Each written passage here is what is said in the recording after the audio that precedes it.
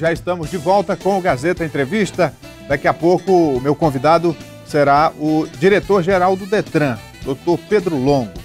Olha, hoje aqui em Rio Branco aconteceu um protesto de motoristas de caminhões, caçambas, máquinas pesadas contra uma exigência que está vigorando desde março, que é o exame toxicológico para quem vai renovar a carteira de habilitação nas categorias C, D e E. E aí essa exigência está prejudicando os motoristas de caminhões, de ônibus, de máquinas pesadas, e eles fizeram esse protesto. E a gente vai saber do Detran como é que fica a situação desses profissionais, se essa exigência vai continuar vigorando, porque aqui no Acre é praticamente impossível fazer esse exame, assim como em outros estados brasileiros. E aí se criou um problema nacional. Daqui a pouco a gente fala disso. Deixa eu só dar um recado antes aqui. Deixa eu falar com você que gosta de vantagens. Olha, o Acre Clube de Vantagens rompeu a barreira de R$100 mil em prêmios. São mais de 120 ganhadores. E a melhor notícia é que ainda tem mais de R$200 mil em prêmios para você. Serão mais de 200 novas chances de você ganhar R$1.000 todos os dias. Nas compras acima de R$30 nas lojas participantes, Barriga Verde, OK Magazine, Postos Líder e Floresta, Recol Farma e Pague Pouco, você ganha cupons para concorrer a cartões de crédito com R$1.000 para você gastar como quiser. E os sorteios acontecem todos os dias aqui na TV Gazeta, no programa Gazeta Alerta, sempre ao meio-dia. Aproveite, participe, acompanhe os sorteios, quem sabe você será o próximo. Doutor Pedro Longo, por favor, pode vir para cá. Boa noite. Boa noite. Tudo bem? Bem, graças a Deus. Então, doutor Pedro, eu já introduzi aqui o assunto. Então, esse protesto de hoje de manhã chamou a atenção no centro da cidade e, mais do que isso, chamou a atenção da sociedade para uma questão que até então estava nos bastidores, mas que se revela um problema nacional, né? Essa questão de se exigir para quem vai renovar a carteira de habilitação um exame toxicológico que é difícil de ser feito e caro. Como é que está a situação aqui no Acre? Olha, aqui no Acre a situação ela é ainda mais difícil do que em outros estados. Por quê? Nós não temos nenhum laboratório habilitado. Aliás, só São Paulo e Rio de Janeiro que tem laboratórios habilitados para realizar o exame. E os poucos laboratórios que estão habilitados para fazer a coleta do material estão cobrando preços extorsivos. Se fala em R$600, R$660, quando na verdade o laboratório que realiza o exame não cobra mais do que R$258.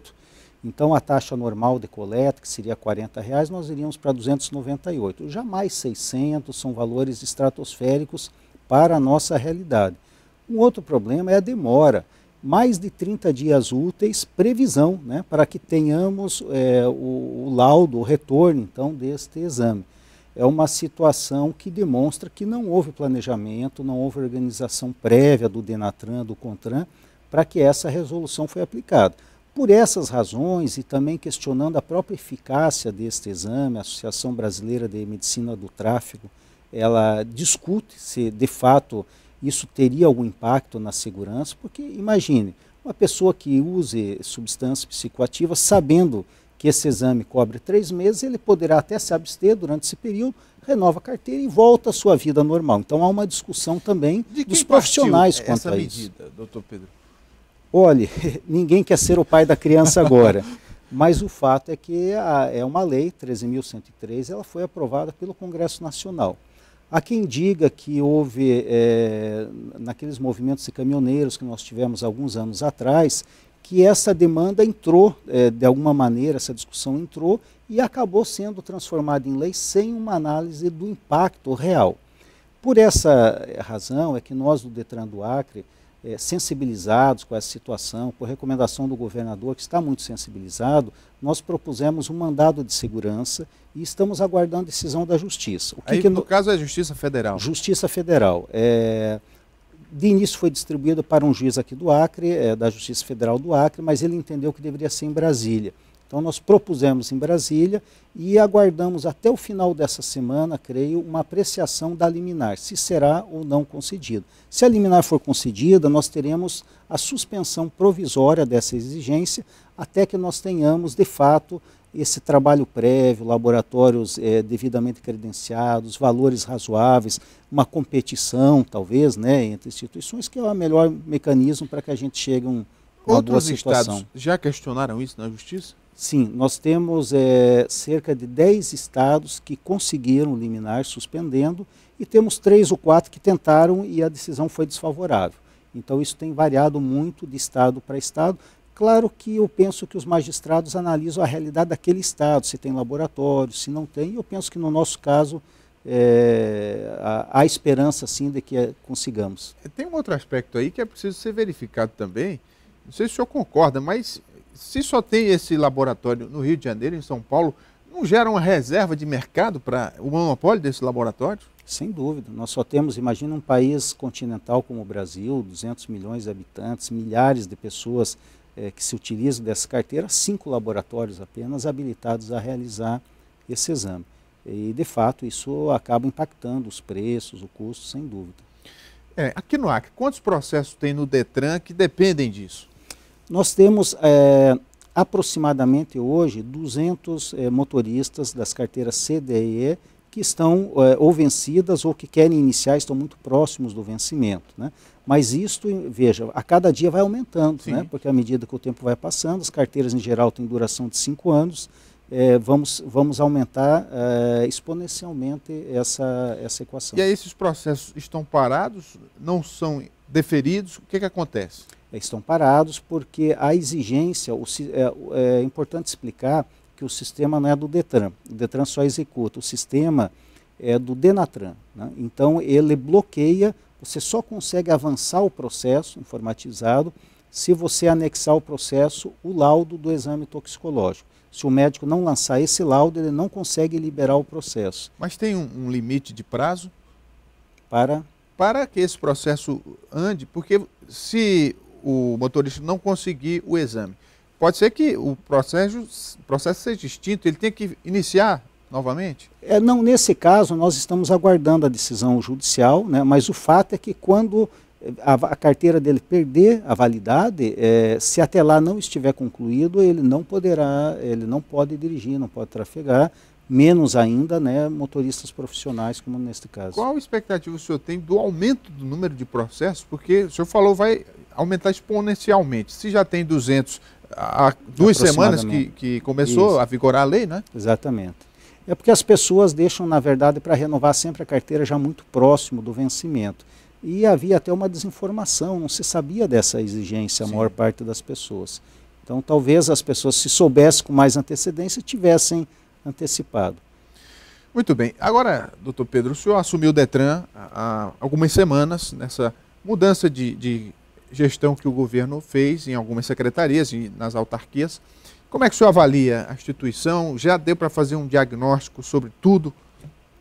Olha, algumas coisas nós ainda estamos tomando conhecimento, mas o Detran, no geral, aqui no Acre é um órgão bem organizado, ele inclusive no âmbito nacional dos Detrans, ele é bem conceituado, mas nós estamos identificando possibilidades de melhorar os nossos serviços.